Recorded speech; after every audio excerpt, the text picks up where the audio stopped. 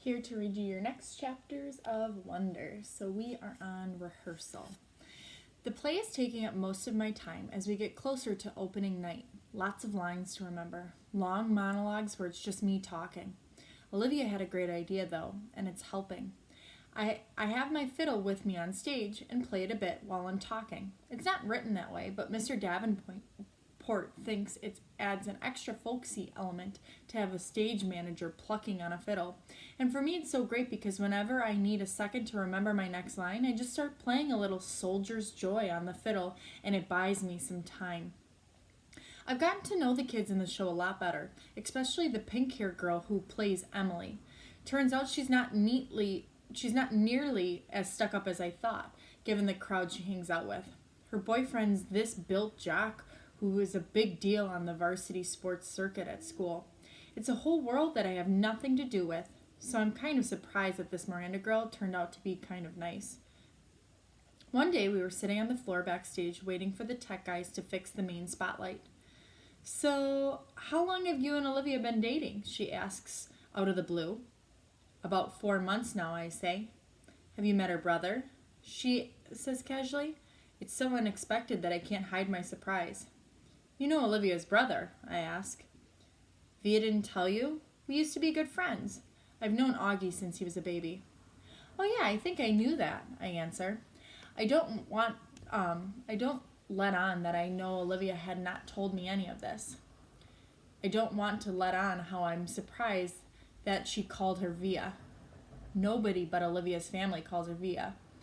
And here's this pink-haired girl, who I thought was a stranger, is calling her Via. Miranda laughs and shakes her head, but she doesn't say anything. There's an awkward silence, and then she starts fishing through her bag and pulls out her wallet. She rifles through a couple of pictures and hands one to me. It's of a little boy in a park on a sunny day. He's wearing shorts and a t-shirt and an astronaut helmet that covers his entire head. "It was like 100 degrees that day," she says, smiling at the picture, "but he wouldn't take that helmet off for anything. He wore it for like 2 years straight, in the winter and the summer, at the beach. It was crazy."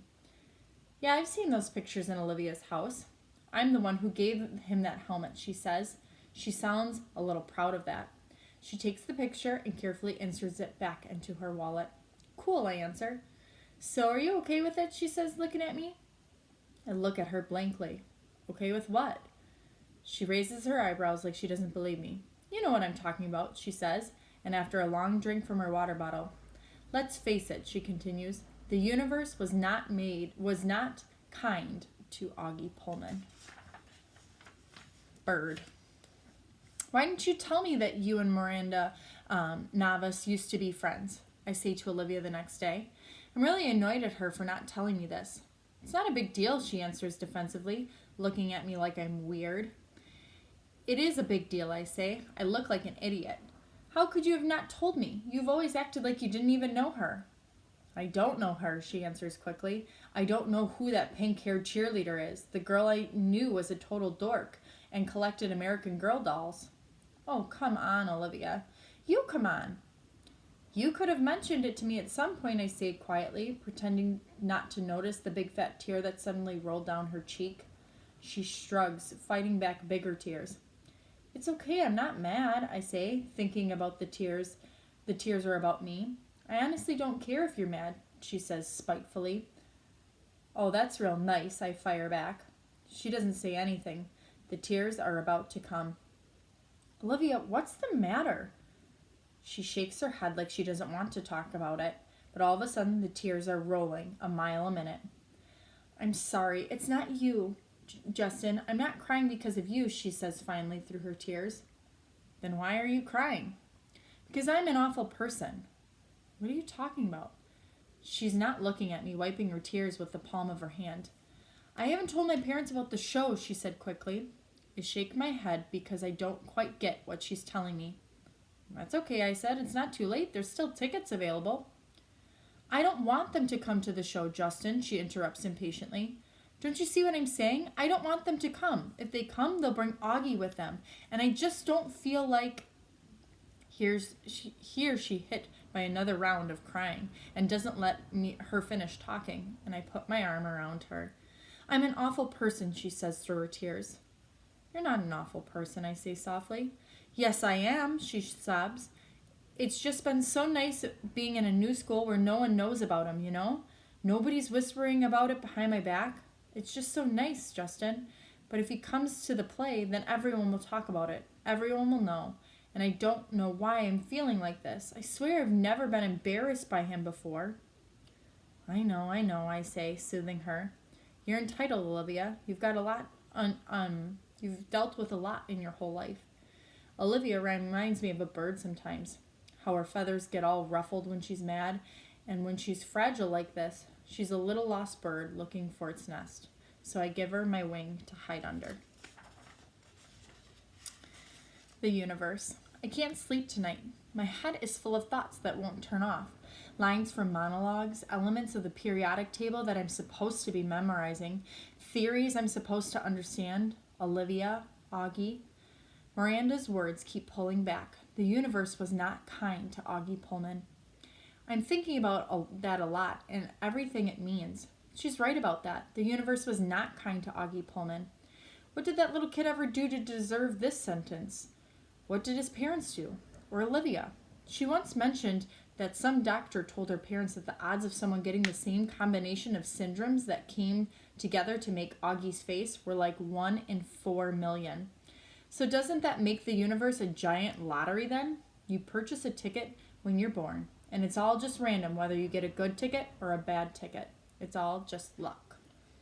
My head swirls on this, but then softer thoughts soothe, like a flattened third on a major chord. No, it's not all random.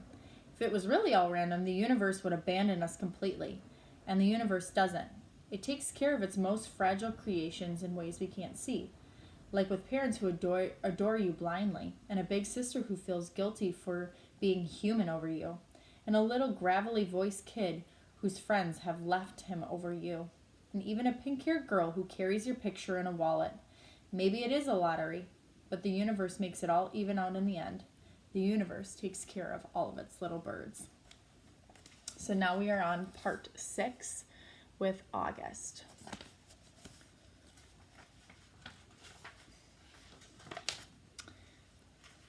The Spud lamp was a big hit. So this is the North Pole. The Spud lamp was a big hit at the science fair. Jack and I got an A for it. It was the first A Jack had got in any class all year long, so he was psyched. All the science fair projects were set up on the table in the gym. It was the same setup as the Egyptian Museum back in December, except this time there were volcanoes and molecule dioramas on the tables instead of pyramids and pharaohs. And instead of kids taking our parents to look around at everyone else's artifacts, we stood by our tables while all the parents wandered around the room and came over to us one by one. Here's the math on that one. 60 kids in the grade equals 60 sets of parents. It doesn't even include grandparents. So that's a minimum of 120 pairs of eyes that find their way over to me. Eyes that aren't used to me as their kids' eyes are by now. It's like how compass needles always point north, no matter which way you're facing. All those eyes are compasses, and I'm like the North Pole to them. And that's why I don't like school events that include parents. I don't hate them as much as I did at the beginning of the school year, like the Thanksgiving Sharing Festival. That one was the worst, I think. The first time I had to face all the parents at once, the Egyptian Museum came after that. But that one was okay, because I got to dress up as a mummy, and no one noticed me. Then came the winter concert, which I totally hated because I had to sing in a chorus.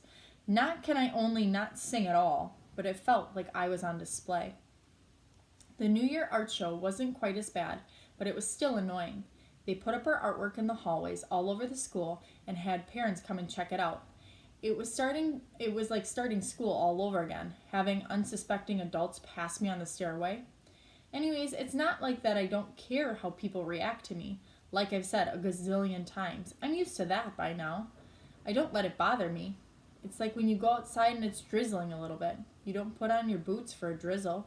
You don't even open your umbrella. You walk through it and you barely notice your hair getting wet. But when it's a huge gym full of parents, the drizzle becomes like a total hurricane. Everyone's eyes hit you like a wall of water. Mom and Dad hung around my table a lot, along with Jack's parents. It's kind of funny how parents actually end up forming the same little group their kids form. Like my parents and Jack's and Summer's moms all like and get along with each other. And I see Julian's parents hang out with Henry's parents and Miles's parents. And even the two Max's parents hang out together. It's so funny. I told Mom and Dad about it later when we were walking home, and they thought it was a funny observation too. I guess it's true that like seeks like, said Mom.